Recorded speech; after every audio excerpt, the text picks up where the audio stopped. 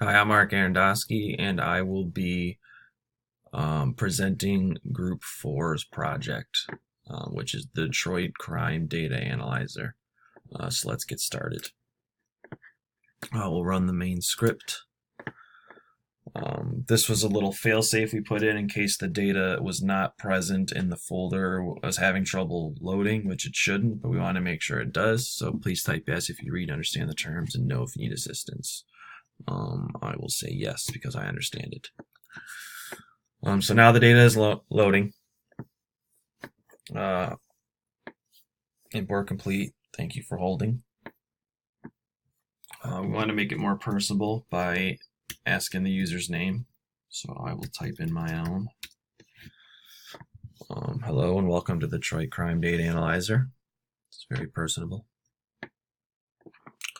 Please read the manual carefully. This manual just gives a background of what the data analyzer does, which analyzes Detroit crime data. It gives a brief history about it or background on it, and just says make sure to type the information exactly like you are told so we don't go through errors because MATLAB can be very finicky about that. Shall we begin? Press enter to continue. Fancy loading screen. So right now a big while loop is being initialized. At the end of each thread, I'll call it, to use the data analyzer, it'll ask if you would like to see more or no. If you hit no, it'll take us out of this while loop. So first thing is a menu on how we would like to look up the data we want. So it's a menu command and then uses an if-else statement depending on what we do. So I will pick search for a crime by providing ID or report number, which would be case 1 in the switch case. It'll then bring us to another menu option and another switch case about how what we're going to use to perform the search. Crime ID or report number. I'm going to use crime ID. And then it tells us to input a 7-digit crime ID. In the manual, it also said that you could pull up the data set to look up the numbers because there's thousands of them. For the sake of time, I will use one of these example numbers here. So I'll just grab this first one.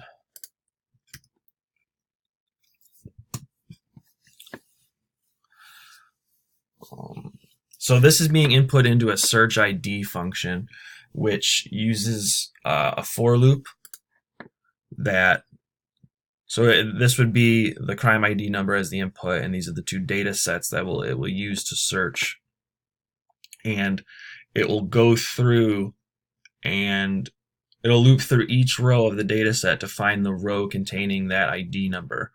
The data is then converted into a table and displayed to the user, as you can see here. And so that would be the crime ID that I just typed in, and it gives you everything on the corresponding line all the way across. So here is all the information we found for crime ID 3372054. Would you like to know more about crimes in this area? If we say no, it'll end the while loop and take us out of it. Concerned girlfriend there, pardon that. Would you like to know about crimes in this area? Yes, or why rather. It brings us to another menu about what we'd like to know more about with the zip code or the neighborhood. Sorry, got a weird thing in my throat right now. And I lost that page or that menu. So I will do zip code.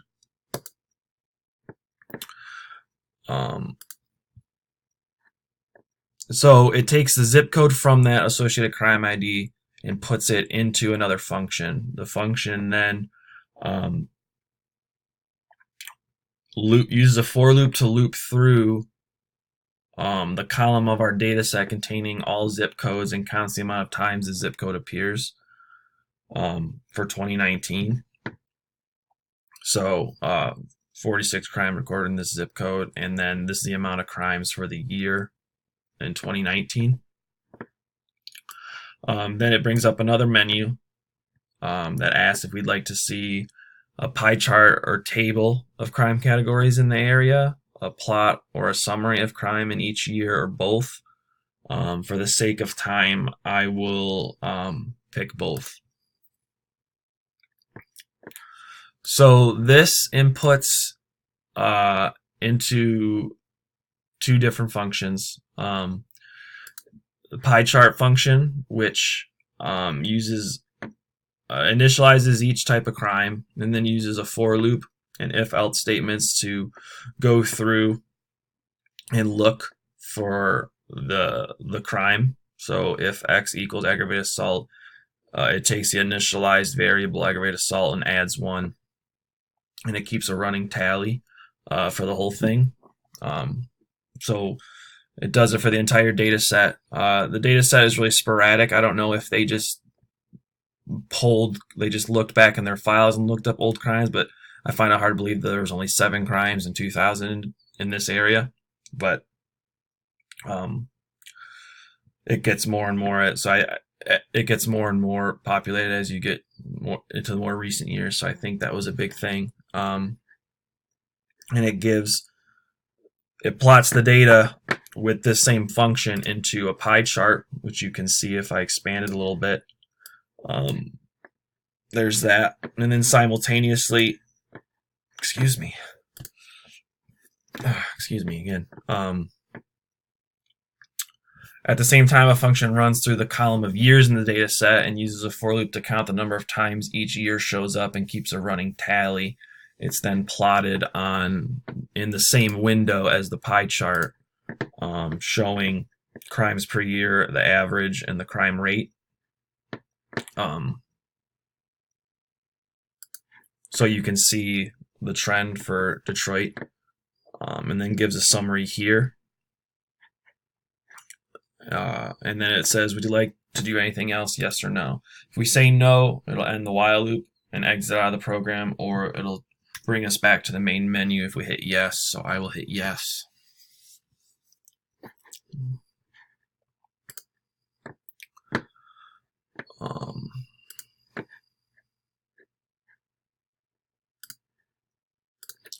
It brings us back to the menu. This time I will do what would be case 2, which would be check for safety in the area, which allow us to search by the neighborhood. It's a little hard to find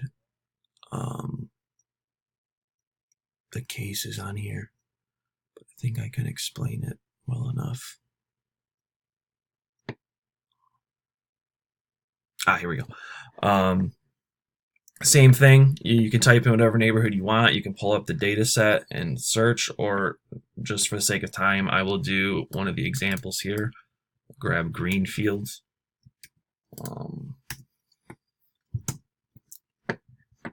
So for this one, it uses, it takes the neighborhood and puts it into a function that loops through the columns containing all neighborhoods in our data set and keeps a tally for each time the neighborhood shows up. Each line on our data set is one specific crime. I don't know if I mentioned that earlier or not. So each time the neighborhood shows up, it'll tally it up for all the years that the data set includes. And it will also actually show the most recent crime in the neighborhood according to our data set. Obviously, we don't have a live data set that keeps populating each time. So yeah, it uses I think I already said it. It uses a for loop to go through each line and keep the tally going. If we press enter, the neighborhood is inputted into another function that counts the number of crimes per year according to our data set. And I believe that would be this function.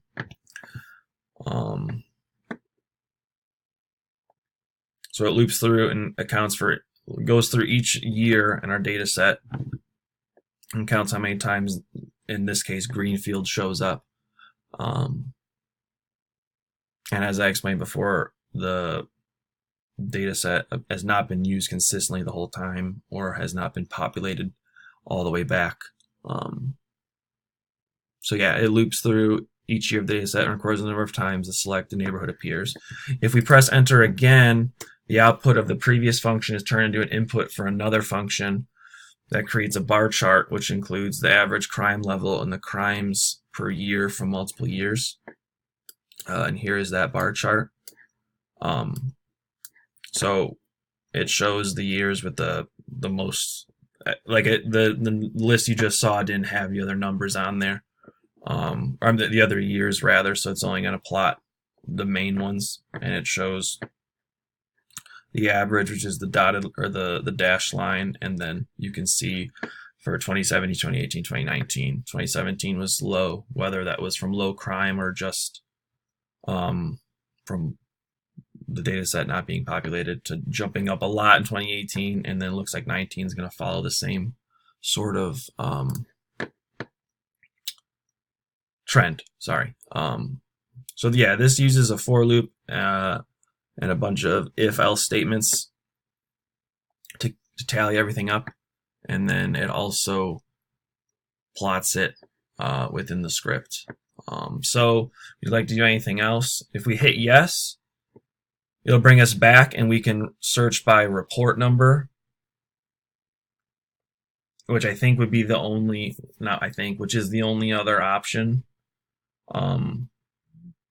when you go through the menu selection. But even the report number uses the exact same loop formation as crime ID, so at least we could see the one here.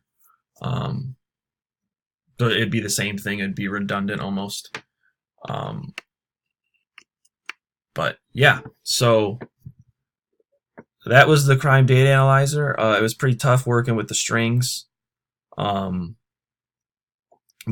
my partner, did an absolutely phenomenal job manipulating the data and getting it workable, and he really was the backbone of our group, and I would have had a really, really, really difficult time without him. But hopefully it was good. Thank you for looking at it, and I don't want to get a 0 on this, so I'm going to stop. So thank you very much.